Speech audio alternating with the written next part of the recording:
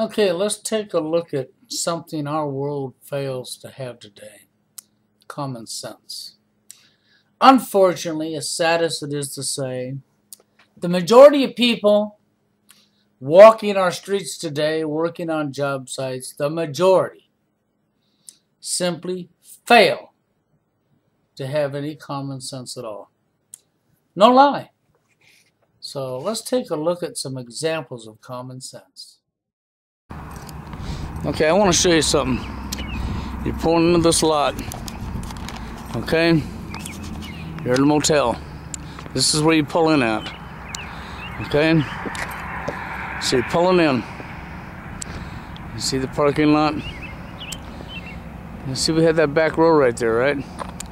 I want you to look at this semi. I want to show you no common sense. This guy has absolutely no common sense. See the open spot? This open spot right here along the grass. This is where he should have parked, so that people that were in this parking lot could drive out the back lane, okay, to get out of here. But they can't. Anybody coming down the back aisle can't get out of here. I'll show you why. Okay, this is the back lane. The back lane to the parking lot. Okay, suppose you pull out and you come this way and you want to go out to the parking lot. Oh my God, what's in the way? Hey, there's a semi blocking the path. Look at that. But look over here on the other side of him.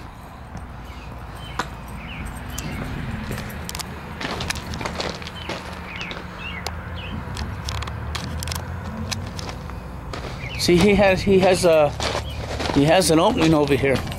He has a good opening.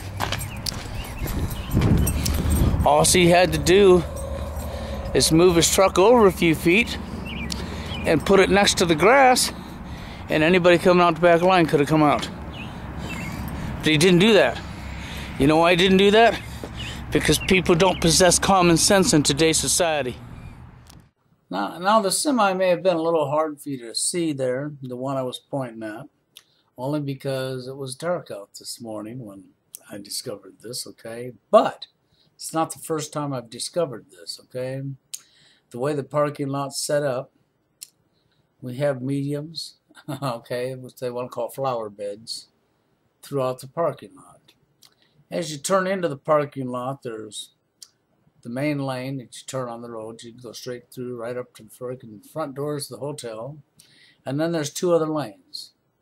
Between each lane, dividing the lanes, is flower beds, okay, and light posts, the parking lot lights. So this truck driver, as I was showing you, he just backs up right next to the flower beds, blocking off the entire back row. And all he had to do was move over about 4 or 5 foot, put it right next to the grass.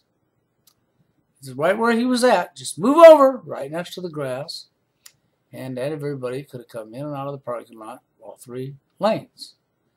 But no, we got to back up right there and block off an entire lane. That's right. That's because what? No common sense. That's right, no common sense at all. Didn't care. He didn't care if he blocked off a whole bunch of people and they couldn't get out. He didn't care if people had to try to go around the other side. Why? Because of, once again, the lack of common sense. Let's take a look at some more examples.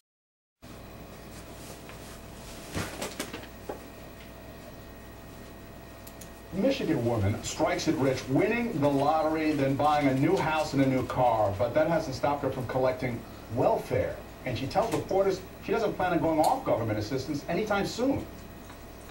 Well, I thought that they would cut me off, but since they didn't, I thought maybe it was okay because I'm not working. But you won more than $1 million. No, I won $1 million, Right. but after I took the lump sum, it dropped down to $700,000, and then after taxes, it was just a little bit over half. Taxpayers are really struggling that really need that money. Do you really think you have a right to that money? I mean, I kind of do. I mean, I have no income, and I have bills to pay. I have 2 houses. Do I have to respond to that? I don't know. I think you can figure out what you feel on this. Michigan state leaders are working on a bill that would keep lottery winners from getting state assistance. Maybe one less house. 2 houses? Maybe fewer bills.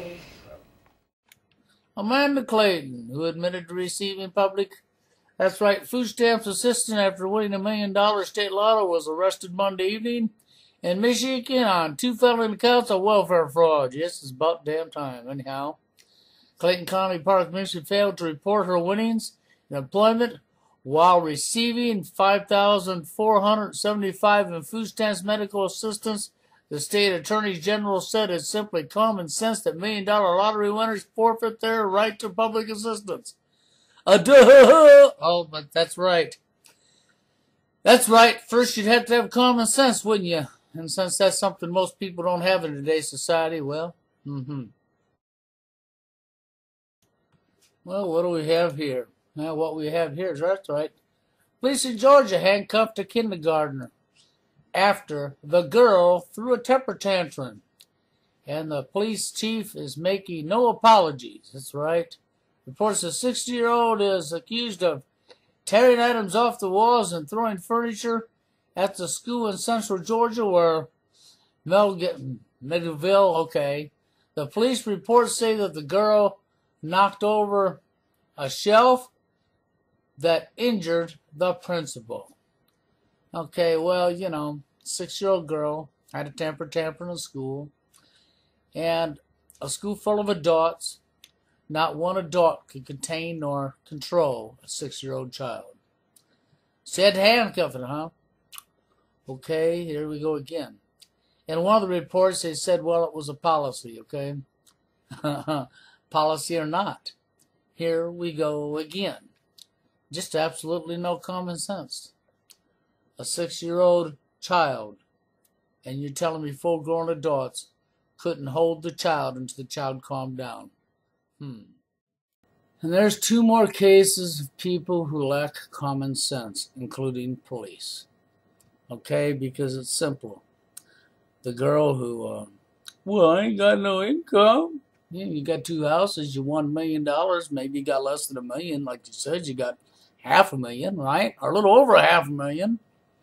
You bought a new house, didn't you? Yep, that's right. I'm sure you paid it straight off. That's right. I'm sure you got the money to pay off your other house unless you already own it, right? So I'm sure you could probably afford to rent one of them houses out, collect yourself a little income, couldn't you? Maybe you could, if you're really lazy and don't want to work, maybe you could go buy a 3rd house and rent that out, and that would be your income, right? Oh, that was just an idea. And the little girl, that's sad. I don't care if it's a little boy or a little girl, 6 years old. You expect them to act like an adult at 6 years old. Now, see, it was having a temper tantrum and throwing things around. Well, that's probably because the little girl gets by with having a temper tantrum at home and throwing things around because the parents don't corral it. The parents don't teach the child any different. So the child don't know any different. But it's a child at 6 years old, and you're going to tell me a school full of adults, not one adult could put that child in their lap and confine their legs and arms and just hold them still without abusing them until they get over their little fit. And then put them down on the floor, and it'll be just fine. I mean, common sense. Why do you got to handcuff the little kid? Didn't you have to forcibly hold the kid still to handcuff it? Common sense. Oh, that's right. People don't exist. I mean, it just don't exist, does it? Even law enforcement don't have common sense. Right there in your face. Now, this next one is a little bit controversial, but still common sense.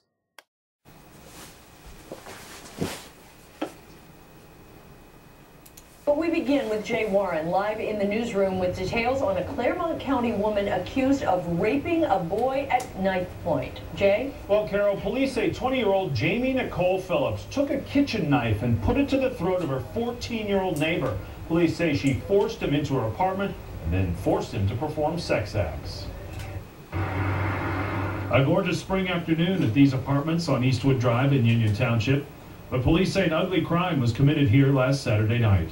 Jamie Phillips, police say, forced a 14-year-old into her apartment with a kitchen knife. This young juvenile victim walked out from visiting mother to get something out of a vehicle. When he walked outside to the vehicle that he was getting something out of, a neighbor, which he had been somewhat associated to as far as just by being a neighbor, nothing more than neighborly acquaintance at that point in time.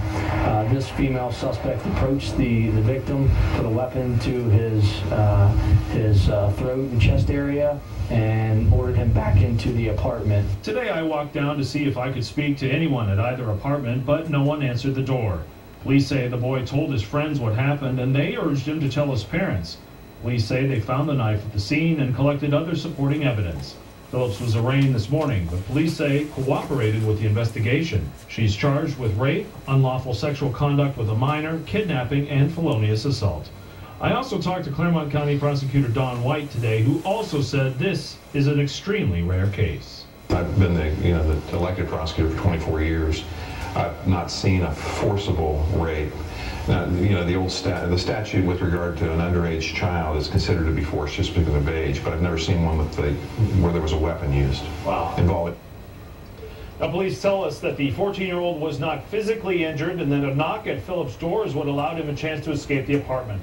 She faces a maximum of 31 years in prison if convicted on all charges, Clyde. And like I said, this one would be controversial. Yeah. But anybody with any common sense, which there's not many of us left, is there? That's right, we'll understand what I'm saying here. It's not as rare as the prosecutor thinks it is. The prosecutor says, in all my years, and I've been here 30 or years, in all these years, and I have never seen this. This is very rare. No, it's not very rare. See, the problem is this. For decades and decades and decades, this type of behavior has been going on. Women have raped and molested little kids, little boys. Okay? You've seen the big outrash of school teachers recently being arrested. Just recently, in the last year, 2 years now, being arrested for having sex with their students. Well, that's been going on for decades and decades. It's just the law wasn't doing their job for decades and decades. See, I remember watching something that was quite legit. Well, there was a guy up here complaining because how the men was being arrested for sex crimes against underage, and they had two females that had sex with underage. Both of them right there, openly admitting it. Yes, they did. Both of them was turned into law enforcement, and both of them, nothing was done to. And then you want to think about this. If a guy claimed rape by a female, what happened? They were laughed at. They were ridiculed. They were mocked. By all the Naginas. Isn't that right? All the Naginas laughed at him. And then everybody, including the court systems, was saying, well, he must have been lucky. Wow, he was a lucky man. Wow, he was a lucky kid. This is the behavior that's been presented for decades. Okay? Only recently have they started actually arresting females for the same thing that men's been being arrested for years and years, decades and decades, okay? But the prosecutor's saying, well, in all of my years, blah, blah, blah, this is very rare. No, it's not very rare. The prosecutor thinks that way because he hasn't had cases for him to prosecute because the women were allowed to do it. The double standards. And so, and guys couldn't report it because what? They were mocked, ridiculed, made fun of, wasn't they? Common sense. That's why the prosecutor thinks this way. Plain common sense. But that's once again, the majority of people fail and don't have common sense.